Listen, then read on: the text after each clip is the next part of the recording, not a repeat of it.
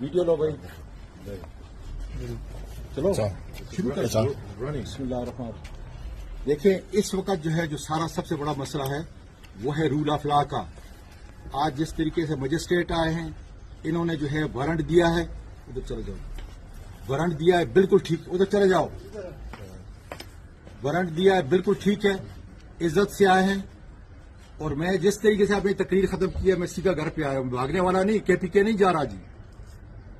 اس لیے role of law کے خلاف, رول آف لا کے حق میں اس ظلم کے خلاف جو ہے ہم نکلے ہیں. اور یہ ڈائریکٹ جو یہ آرڈر لیتے ہیں یہ ڈائریکٹ باجوہ سے لیتے ہیں.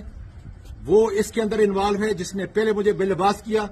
میرے خاندان کے ساتھ انہوں نے جو کیا ہے, اللہ کے فضل سے میں سپریم کورٹ کو بھی کہتا ہوں, وکلا کو بھی کہتا ہوں کہ نکلیں, اپنے سینیٹر کو بھی کہتا ہوں, پوری دنیا کے عوام کو کہتا ہوں کہ اگر رول آف لا تم نے کرنا ہے تو رول آف لا یہ ہے.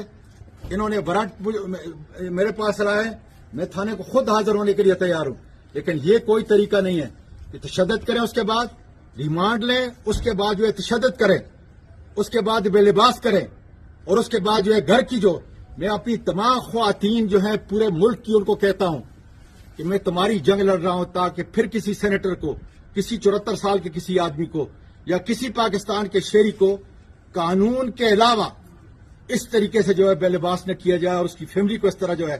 اس لیے یہ جنگ خدا کے فضل سے قائم ہے.